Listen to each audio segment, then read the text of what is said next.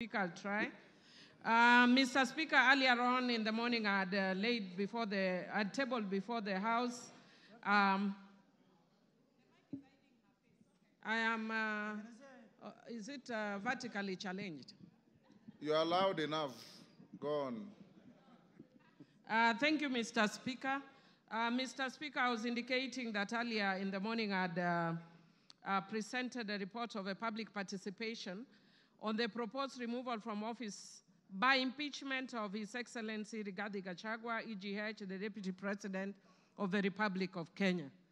Honorable Speaker, this is following the notice of a special motion by Honorable Mwengi Mutuse and in line with Article 1182 of the Constitution.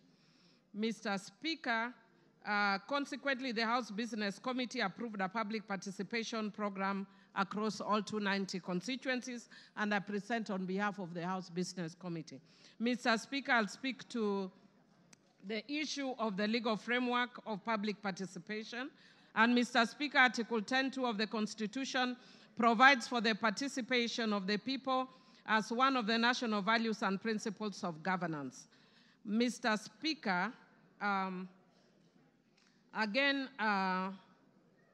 Article 118 of the Constitution requires Parliament to ensure public access and participation of the people in its affairs. I will not go to the details, and you can read it for ourselves because of time. Mr. Speaker, I wish to note on my own behalf that in quasi-judicial proceedings like this, public participation is not really necessary, even though the courts are pronounced that they are. In my view, they are not actually necessary in a quasi-judicial processes like this, because, Mr. Speaker, it's almost like saying that the judiciary needs public participation in making their decision. Having said that, Mr. Speaker, I also want to speak to the issue of timelines. And, Mr. Speaker, Parliament has spoken very clearly on the issue of timelines under Standing Order 64.2. And in summary, Mr. Speaker, I would want to say, if you read the standing order, that there are very strict timelines for a process or a motion like this.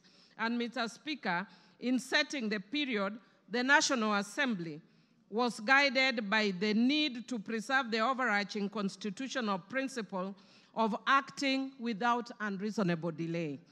The special motion for removal from office by impeachment of the Deputy President was therefore processed in accordance with the timeline set out under Standing Order 64.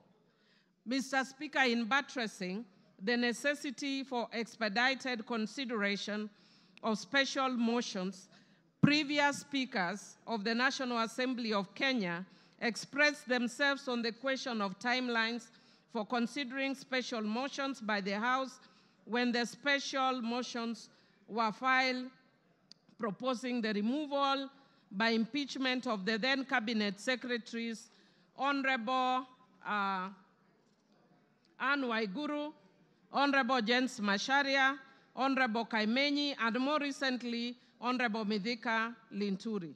In all the foregoing instances, the Speaker emphasized the need to dispose of a special motion as soon as is practicable to remove the anxiety of hangman's noose from the neck of a state officer proposed for impeachment.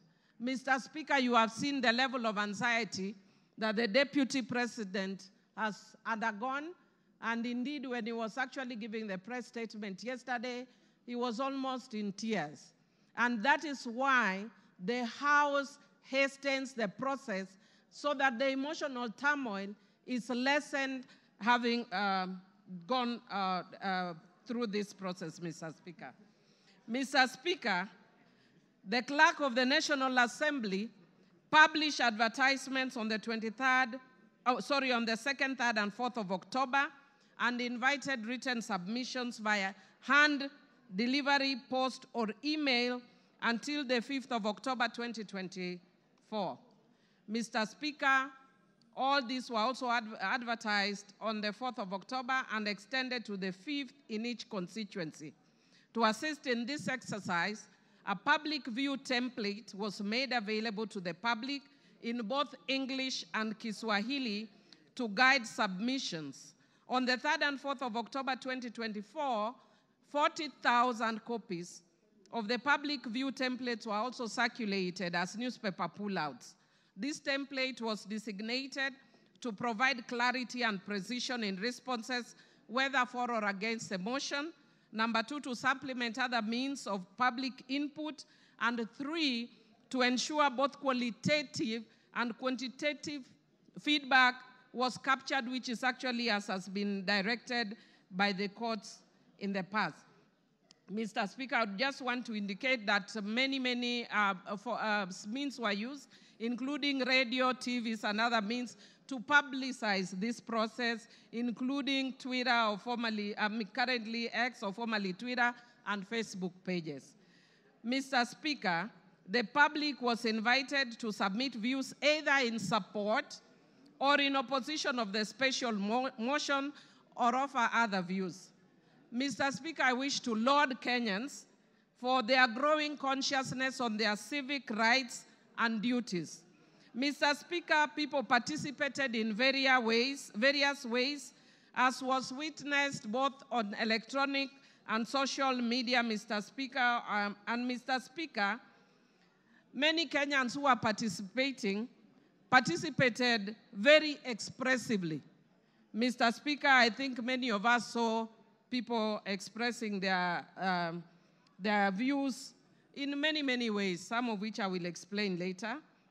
However, Mr. Speaker, by the nature of newsmaking, we saw the areas where the views were expressive, but much less in the areas where the views were not that expressive. Mr. Speaker, if you look at the report, and I want to download the parliamentary team, they have even captured photos of members of the public giving their views in constituencies very peacefully. But Mr. Speaker, as I want to repeat, that by the very nature of newsmaking, what we will see are the dramatic scenes. And those we saw, I don't think it is shame as such, it's their right and they can share.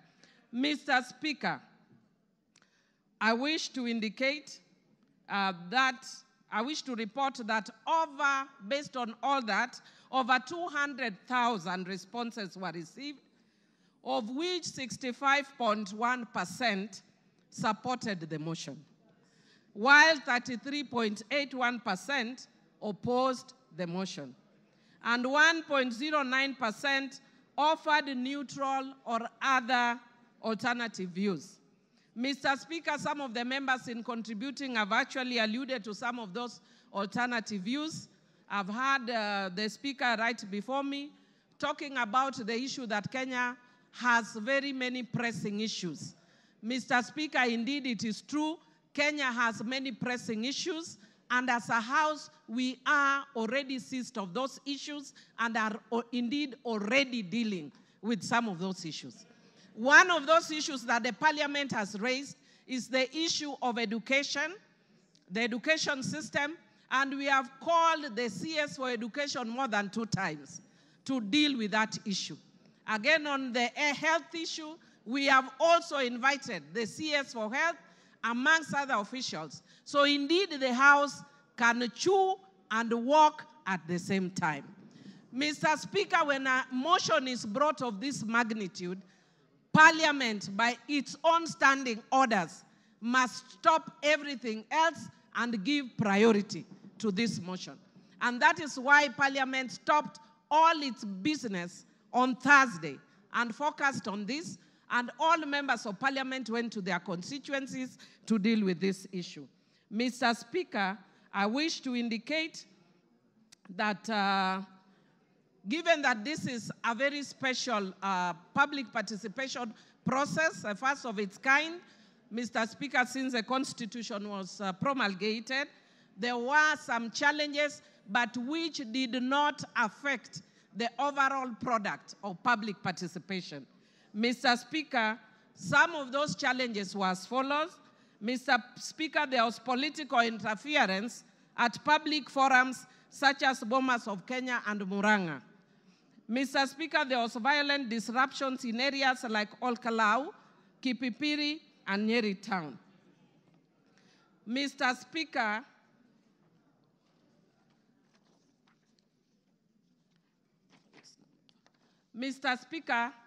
there was incomplete or unclear submission, including forms without identifying information or contradictory responses. Mr. Speaker, there was low turnout in some constituencies due to insecurity, such as in Bura. Mr. Speaker, public expectation for monetary compensation for participation was also experienced. Mr. Speaker, there was late submission of forms and memorandum in some instances. There were threats of violence towards officers and inappropriate language in some email submissions. And Mr. Speaker, there was pressure from some constituencies such as Olkalau and Kipipiri for officers to declare results prematurely. On the whole, Mr. Speaker, most places in the country went on uninterrupted. And the results that I just indicated to you, Mr. Speaker, are based on that. Mr. Speaker, because of time, and I would like other members to speak, I would want to invite members to look at the report that has been tabled by the House Business Committee. Mr. Speaker, I'll just speak very briefly on my own account. Mr. Speaker, I wish to indicate on my own account as a member of Suba North constituency that what we are going through post-2010 constitution, I want to agree with the honorable member that has spoken and said that it's a very important process, because indeed it is.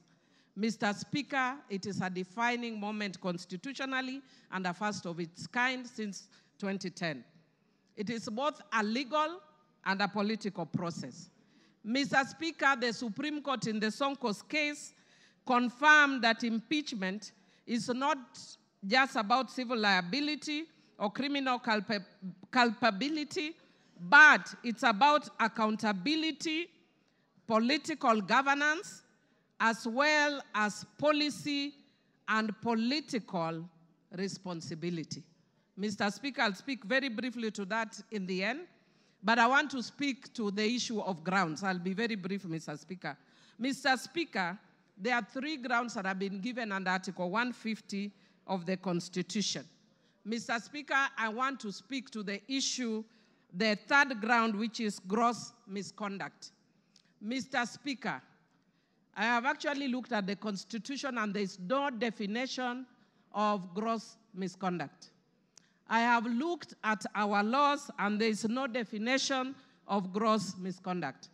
Mr. Speaker, Black's Law Dictionary defines gross misconduct as a dereliction of duty, unlawful or improper behavior.